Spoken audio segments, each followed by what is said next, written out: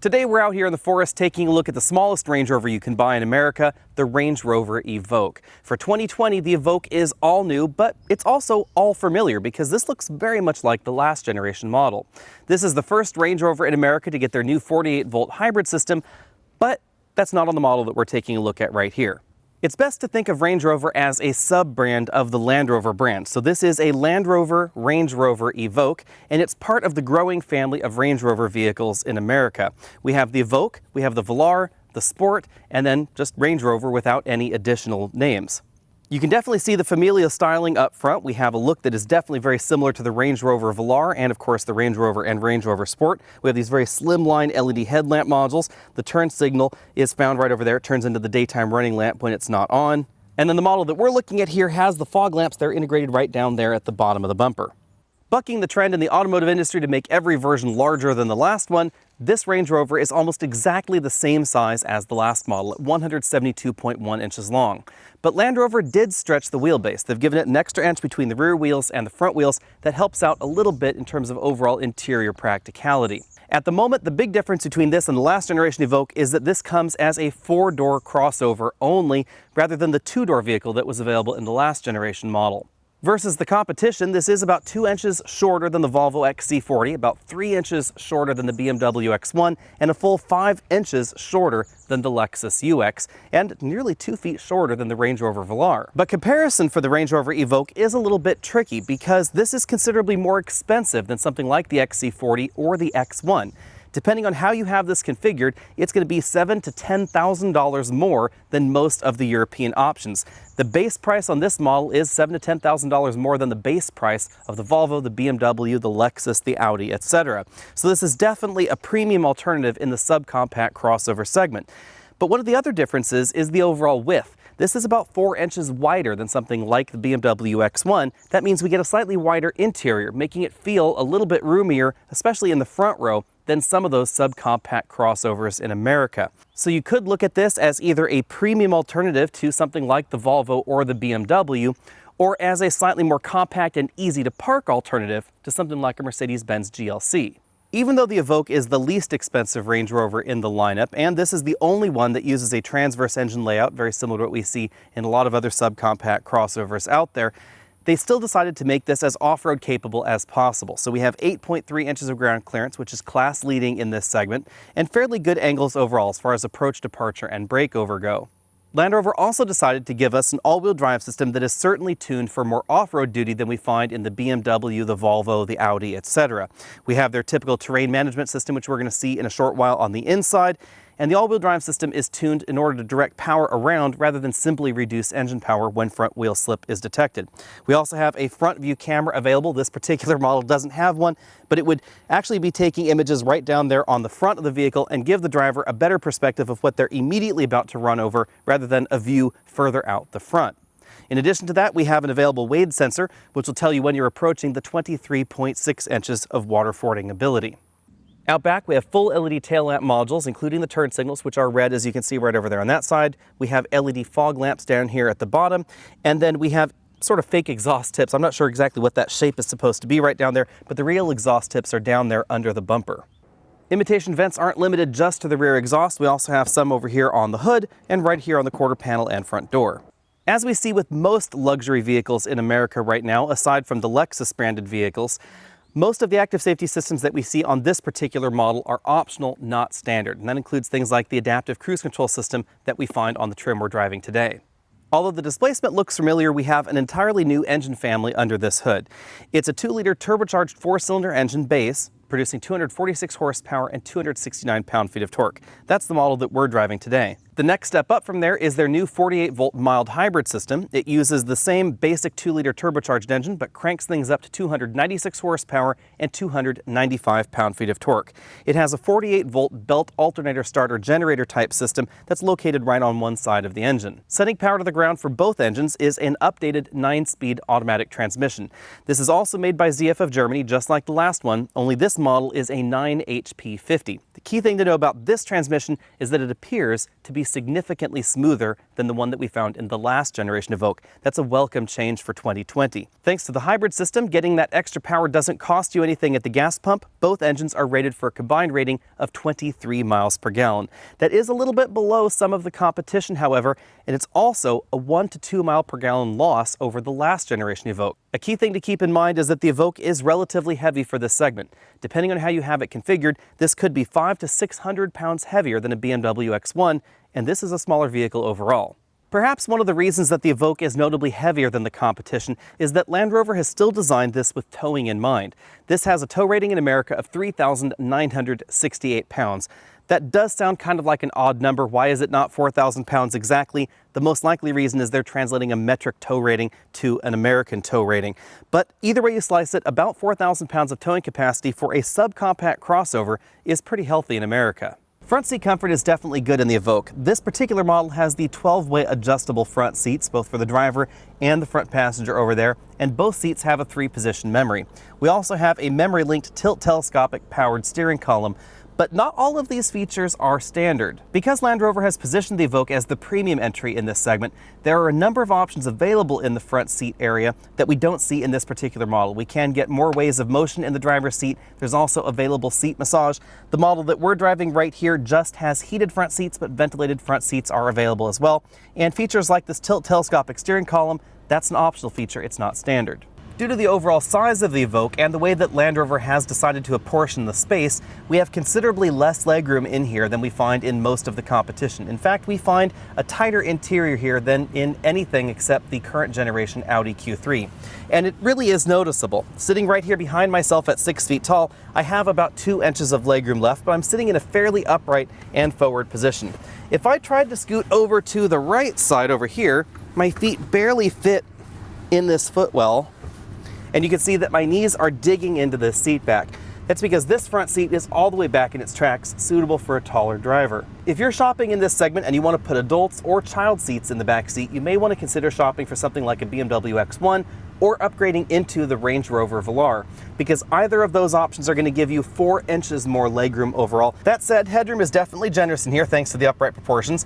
We have the panoramic roof in this particular version, but I still have about 1.5 inches of overall headroom left. And if this front passenger was willing to sit in a more upright and forward fashion, I could definitely sit back here very comfortably. Rear seat passengers get a fold-down center armrest that's softly padded and has 2 cup holders in it. And then we have a 40-20-40 folding rear seat design, although this 20% side has to fold with this driver's side seat back. If you were to lower that, they would all go together. But this does allow you to put larger items in here like a surfboard if you wanted to. One of the reasons that we seem to have a little bit less legroom on the inside is that Land Rover has definitely decided to prioritize cargo capacity over overall legroom. We have 21.5 cubic feet of storage space back here, which is excellent for the subcompact category. Even though this is on the small side of the category, we have more cargo room back here than we find in the QX30, the GLA, the Q3, the Volvo XC40, etc. This is quite similar to the BMW X2, but it is a little bit below the BMW X1. You can see that we definitely can fit things like these larger 22-inch roller bags back here. We could definitely line them up across the back, and they would fit under this tonneau cover. This is a hard type tonneau cover, so if you wanted to remove it from the vehicle, you have to pull it out, and then it's a single piece unit, so you'd have to figure out where you want to put that. Another reason this cargo area is large is because Land Rover decided to give us a spare tire back here. They didn't stick the Evoque with run-flat tires or just a tire inflator kit, and at a T155 size, this is a reasonably sized spare tire. It's not as small as some donuts out there. As we look around the interior, keep in mind that we are in a first edition model. This has a decent number of options on it, but it is not fully loaded, so there is yet more that you can get inside. The model that we've been able to drive has this very large single pane of glass in the roof. This does not open. If you want an opening panoramic moonroof, that is available, but it's a little bit more expensive. You can see this extends right over there to the rear passengers' heads. The driver and front passenger have fixed height shoulder belts and 2-way adjustable headrests in the model that we're driving here. Again, more expensive seats are available. The 2-tone leather upholstery in this particular model is perforated, but these seats are just heated. We don't have the ventilated option here. As you'd expect out of a vehicle with a more premium mission in mind, we have a lot more soft touch and premium materials going on the doors, and that would be the front doors and the back doors. So instead of less expensive carpet lining the doors like we see in the Volvo XC40, we have a lot of soft touch stitched materials going on these door panels. As with the rest of the Range Rover lineup, the Evoque also offers a much wider variety of interior customization ability than we find in the rest of the European options. So more colors, more color combinations, more ways to configure your interior. The model that we're driving has the mid-level Meridian audio system. It's not a surround sound system in this particular vehicle. And then we also have that 3-position memory for the driver's seat. The glove compartment is one of the bin variety. I was not able to fit a larger tablet computer inside, but some of the smaller ones might fit. The premium materials continue as we move across the dashboard. We have a soft touch upper section to the dashboard, and then this stitched middle section right here. In the middle of everything, we find essentially the same infotainment and navigation system we find in the rest of the Range Rover lineup, except that this model features a tilting screen design. The system features the latest in smartphone integration, and the software package is basically the same as what we see in modern Jaguar and Land Rover vehicles. It's fully featured, but it is not quite as snappy as some of the competitive European infotainment systems. It's really obvious if you start wandering around some of the off-road options in this system. So for instance, if I were to pull up the off-road information right there, you can see how long it's going to take to launch that particular option. Already clicked that, we're waiting, and then that option appears. So you can see it's definitely not as snappy as some of the alternatives out there. If the model that we were driving here had more than just the base camera installed on it, we'd have some different camera views available, but we just have the rear camera on this particular model. As we see in the larger Range Rover models, we have not one, not two, but 3 large LCD screens in the dashboard. The infotainment screen, this screen below it that is devoted primarily to the vehicle settings, seats, and climate control, though we do get some infotainment readouts there, and then an LCD instrument cluster that we'll see in a bit. The 2 screens can work together, so for instance, if I pull up Waze on the upper screen, I can then pull down that little dial right there and get the Apple CarPlay readout right here in this area. And similarly, if we were on the vehicle information screen and I pressed the off-road information button, it would pull that up in the infotainment system as well. Over here on the climate screen, you can see the primary function for this display, however. We have these 2 knobs that are on top of the touchscreen LCD. So there's actually the LCD right here that we see showing us the 64 degrees. That's the same one that's giving us that display right there. If I unsync these 2 sides, you'll notice we have independent climate controls for the 2 zones right there. If I hit the sync button, this turns into a fan button. You can also push this for the seat heating or seat ventilation if your model has that particular option. This one just has seat heating, so press once, it just has that seat heating option right there. You can see the +3 shows on that screen. We also have the ability to control the seats right there. Same thing, turn on the seat heating right there via that display.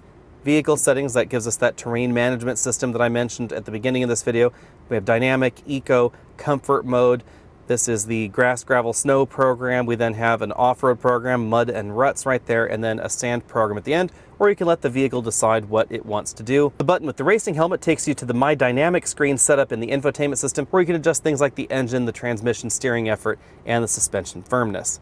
In the center of the console, we have a joystick style shifter. There's a button right there on the back. We push that in and then pull rearwards for drive, push forwards for reverse. We toggle over to the left when we're in drive for sport mode, push away from the driver for down, pull towards the driver for gear up. If we press the park button, that will return to center right like that. There are a variety of different trim options available, including real wood trim, but the model that we're driving here just has these horizontal lines in the plastic. Behind the shifter, we have an area where you can keep your smartphone, and this tray is removable to give you access to the 2 cup holders. You notice the one is slightly smaller than the other. The center armrest is divided, so we can open each of these sides independently of one another. I'm not sure why you'd want to do that, but you can. We have 2 USB inputs right there, an auxiliary input, the micro SIM card for the infotainment system, and a 12-volt power port. There's also some additional storage right there behind the climate control LCD. As with the larger Range Rovers, we have a full LCD instrument cluster on this model. It is configurable via a menu driven by the steering wheel button. I prefer the 1-dial layout, but we also have a 2-dial layout available where we can have extra information displayed right there between the speedometer and tachometer. The steering wheel is the same basic round design that we see in the larger Range Rover models. We have sport grips up top, and there are a number of different wheel designs you can choose from. This particular wheel design has a metal strip right there between the 2 sides of the leather. Perforated leather on the inside, non-perforated leather on the outside. The one downside to this design is that this is a real metal band, and in hotter weather, it gets pretty toasty. So if you're driving this around in some place like Phoenix, Arizona, you might want to consider getting the wheel without the metal strip. On the right side of the wheel, we have the buttons for the radar adaptive cruise control system. We set the distance with these 2 buttons right here and the speed with the ones up on top and on bottom. A button to enable and disable the lane keeping assistance system, cruise control or the speed limiter right there, and the heated steering wheel functionality. You'll notice that these buttons do light up as you press them, and this is a solid piece of plastic. So it's a combination of touch button and a physical button right there behind. I really like the way that Land Rover has done the buttons on the steering wheel. If we're on a call, we get a red and a green button right over here for the phone, but if I hang up on the call, you'll notice that turns back to white, so it's a little bit more visually pleasing. We also have a voice command button, a favorite button there, and then this toggles volume up, down, track forward, backward. If I click the middle, we get the menu button. You'll notice it changes into that four-way arrangement there with an OK button in the middle. That controls that multifunction LCD instrument cluster. And then finally on the back of the wheel, you can see the shift pedals. We have down on the left and up on the right. Out on the road, you'll notice a few things right away. The first thing that you notice is that this 9-speed automatic transmission is significantly smoother than the one in the previous generation Evoque, or really any other iteration of this ZF 9-speed that I've experienced so far, whether we're talking about the ones under the hood of FCA product, like Jeep models or the Chrysler Pacifica, or the 9-speed automatic transmission we find in Honda and Acura vehicles, essentially the same 9-speed automatic design that we see in Jaguar Land Rover front-wheel drive based vehicles. But this is the next generation of that 9-speed automatic, and the big difference seems to be in the way that this software is programmed. The shifts definitely seem to be much more uniform in terms of overall quality, and I have to say that I don't mind the way this 9-speed shifts. So while in other vehicles I've said that the ZF 9-speed can be a little bit of a liability, in the Evoque, I have to say that I don't agree with that statement for this particular vehicle. Unfortunately, the 9-speed's refinements can't counteract the curb weight we find in the Evoque. This weighs about 4,000 pounds. That is several hundred pounds heavier than most of the direct competition, and that's likely the big reason that acceleration is a little sluggish. We clocked 7.8 seconds 0 to 60. That was a little bit disappointing because according to Land Rover, this should have been around 7 seconds even. Now, that was when we were in the dynamic mode and we had the manual transmission selector selected for first gear. A lot of the time, this transmission is starting in second gear, so if you just leave this in comfort mode or auto mode and you're stopped at a stoplight, put your foot all the way to the floor on the accelerator, it's not going to shift into first. It's going to stay into second. And in that instance, it took 8.1 seconds to go 0 to 60. That means that something like a BMW X2, a BMW X1, or the XC40 T5, they're going to be significantly faster than this. They're all down there around 6.1 to 6.2 seconds 0 to 60. And then of course we have the new BMW with 300 horsepower under the hood, and that is going to be by far the fastest entry in this particular group. The heavier curb weight also likely contributed to the longer stopping distance in this model. 129 feet is what it took us to stop from 60 miles an hour back to 0. That is definitely longer, again, than most of the European competition. When it comes to overall handling, the Evoque has a good solid feel to it, but that weight has to be taken into account, and the fact that we have one of the highest ground clearances available. Again, 8.3 inches in this model. That does drop handling ability down below some of the more on-road focused options like the BMW X2, certainly lower than the Audi Q3. The Audi Q3 is fairly low to the ground and it has very, very wide tires. It handles incredibly well in the very top end trims. But overall handling is not bad by any stretch in the Evoque, so I'm going to go ahead and give this a B when it comes to handling overall. Remember that all versions of the Evoque have all-wheel drive. There's no front-wheel drive version of this, even though the drivetrain is based on a front-wheel drive design with a transverse engine up front. That means that this is going to handle differently than some of the competition that is available with front-wheel drive. This all-wheel drive system has a rear axle disconnect feature. It's most aggressive in the eco mode of the train management system. It's going to really be aggressive at disconnecting that rear axle in order to help save fuel. And if you put it in the dynamic mode program, then it's going to keep that connection locked up so that way it can send more power to the rear axle and give you better handling overall. Unlike the full-on Range Rover or something along the lines of a Land Rover Discovery, we don't have an air suspension in the Evoque. Instead, we have an adaptive suspension that's a little bit more similar to most of the competitive adaptive suspensions. This has pretty traditional seeming struts on it, but it can control the valves electronically.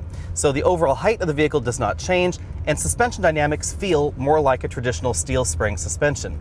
It can get firmer or softer. Right now we're in the soft mode. I can click over here to the vehicle setting, engage the dynamic mode or the individual mode, and then that would choose us the firmer dampers or whatever it is that I've selected from that individual mode. Then the suspension definitely gets a little bit firmer, but this is not going to be as firm as some of the options in this segment. I actually think the BMW X2 has a less compliant suspension than the Evoque. Remember that even though this is an on-road focused Range Rover model in theory, it is still designed to be off-road capable, and that off-road capability requires a more compliant suspension overall. When it comes to our overall ride score, I'm going to give this an A- because this does end up in a price category where you could get more comfortable options. So this is definitely within the same price range as something like a Mercedes-Benz GLC, not a GLA, something like a BMW X2, not necessarily an X1, and those are going to be a little bit more comfortable and more compliant. Back out on the road, the ride is definitely well composed, even when we're in that dynamic mode. And if I put it in the comfort mode, I think we get a more pleasing suspension tune overall than some of the larger Land Rovers. The larger Land Rovers tend to feel a little bit ponderous, perhaps a little bit heavy, and we don't see that feeling in the Evoque. This definitely has a sharper, more chuckable feel to it. Land Rover has put all of their latest fuel-saving technologies onto the Evoque. We have active grille shutters, their latest engine family, the revised 9-speed automatic, the all-wheel drive system with the rear axle disconnect, and improved aerodynamics. Even after all of that is taken into account, we still end up with fuel economy that is lower than the last generation Evoque, unfortunately. We can likely blame the overall curb weight of this vehicle for that. Any way you slice it, we've been averaging about 27 miles per gallon, which is right around where the EPA says we should be for this particular vehicle, but that is definitely below most of the mainline competition. Overall, the Evoque is exactly what you'd expect out of a baby Range Rover out on the road. This has a presence and an overall luxury feel to it that we don't necessarily see in the rest of the competition. It definitely feels a little bit more solid. Bottom line, out on the road, the Evoque is exactly what you'd expect out of a baby Range Rover. We have a very solid, very luxurious feel to this. And the overall nature of the vehicle is a little bit more relaxed than most of the mainline competition, especially the German options out there. So if you're looking for something that's a little bit off the beaten path, this is exactly what you should be looking at. I've met a large number of people this week that seem to confuse where the Evoque lies in the automotive landscape. Part of that is due to the overall pricing structure. The 2020 Evoque is pretty expensive for the subcompact crossover segment. It starts at $42,650. That is an awful lot closer to the average compact crossover in America than the average subcompact luxury crossover, so significantly more expensive than an X1, an XC40, a GLA, etc. And that's part of the reason why some shoppers out there think the Evoque is a little bit bigger than it really is. The model that we were driving this week was the first edition. It started at $56,850, and if you add all of the options onto your Evoque at the moment, you'll end up right around $72,000. Some of that is due to the kind of options that we find available in the Range Rover. There are more premium options available in the Evoque than we find in most of the competition, but a lot of that just has to do with the overall starting price. You might be wondering now, why is the Evoque so expensive? Well, some of that has to do with the customization that's available in the Evoque. We find more options to choose from. We find more ways you can configure the interior, different interior treatments, steering wheels, headliners, etc., than we find in most of the subcompact crossovers out there. And even when we compare it to something like the average compact luxury crossover in America, you're going to find more ways to customize the Evoque's interior. We also find a few more interior treatments that are more premium feeling in the Evoque, the overall way the dashboard and the doors are trimmed, etc. We have more premium materials in those areas. And then there's just the way that Range Rover has chosen to position the Evoque. It is definitely positioned as a more premium option in this particular segment. For reference, a BMW X1 only goes up to about $48,000. So what is the Evoque then? Well, perhaps we'll get there in the end, but let's first talk about the BMW X1, because I think comparing the Evoque to an average entry in the subcompact crossover category will explain a lot. The X1, the new Q3, the Volvo XC40, a lot of the entries in that segment are very, very similar. So even though we're talking about X1 here, a lot of this applies to XC40 as well. The big thing you'll notice about the Evoque in base trim versus a base trim of the BMW X1, aside from the much larger price tag, is again the more premium feeling interior. We have better materials on the dashboard, on the doors, more soft touch materials. We have the availability of options that we just don't find in something like the BMW X1, massaging front seats, for instance. We also have the off-road mission of the Evoque. All-wheel drive is standard, and you can definitely tell that Range Rover has spent a lot of time with the software in the Evoque, making it more off-road capable than most of the competitors in this segment. I haven't taken the exact Evoque that we were driving today off-road, but I have driven Evoques in this generation and previous generations on a number of off-road courses around the country, and I can tell you that it is definitely as capable as you'd expect from a vehicle with production tires on it. Land Rover always likes to keep original equipment tires in their vehicles when allowing them off-road, so the Evoque was not able to go on the same courses that you'd expect a Land Rover Discovery or a full-on Range Rover to go down, but it does relatively well for a vehicle with all-season tires and low-profile tires. The Evoque has one of the best ground clearance entries in this segment, and it's also one of the few vehicles here that has a rated water fording ability. Not that too many people are going to take their Evoque down a stream, but if you wanted to, it would be more capable than most of the competition. Now, on the downside for the Evoque, we have handling. Part of that is due to the overall weight, part of that is due to the high ground clearance, and part of it is just due to the overall general design of the Evoque. The Evoque is significantly heavier in terms of curb weight than a BMW X1, the Audi Q3, the Volvo XC40, etc., and that definitely hampers acceleration, as we noted in this video, and overall handling ability as well.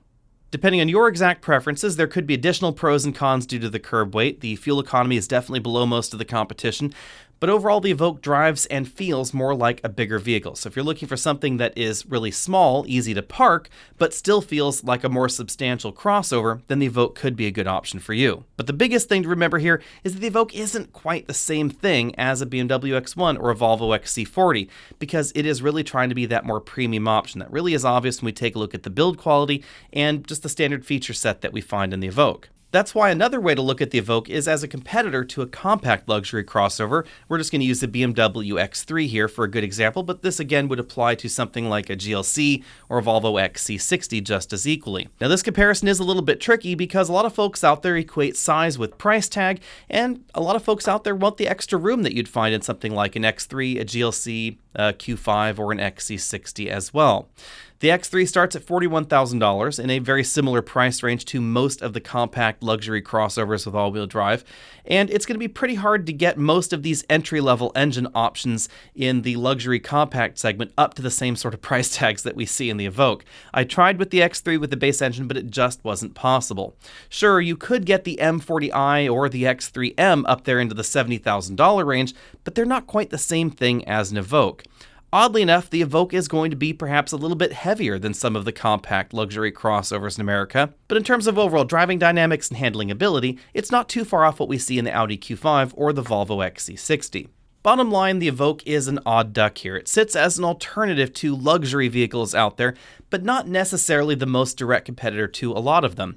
It could be seen as the more compact alternative to something like the Range Rover Velar, the Volvo XC60, Mercedes GLC, etc., or it could be seen as an upgrade from something like a BMW X1 if you want those luxury trappings on the inside. But I have to say that if my money were on the line in this segment and I was looking to spend between $40,000 and $50,000, I would probably get the BMW X1 or the Volvo XC40. Those are two absolutely excellent options in the smaller crossover segment. They're not going to feel quite as premium as the Evoque, but they're going to go 0 to 60 a little bit faster. They're also going to handle a little bit better than the Range Rover as well. Or I think if I were looking to spend about $60,000 to $70,000, that I would just take the next jump up in the lineup and move up to something like the Range Rover Velar. It would be more expensive, but it's going to handle better and it's going to feel more premium than what we see in the Evoque. For me, the Evoque is just a little bit too compact and a little bit too expensive. Let me know what you think about that down there in the comment section below. What would you pick if you were shopping in this particular segment? If you haven't already done so, be sure and find us over at facebook.com/AlexNauto so you can see what we're driving this week, and I'll see you later.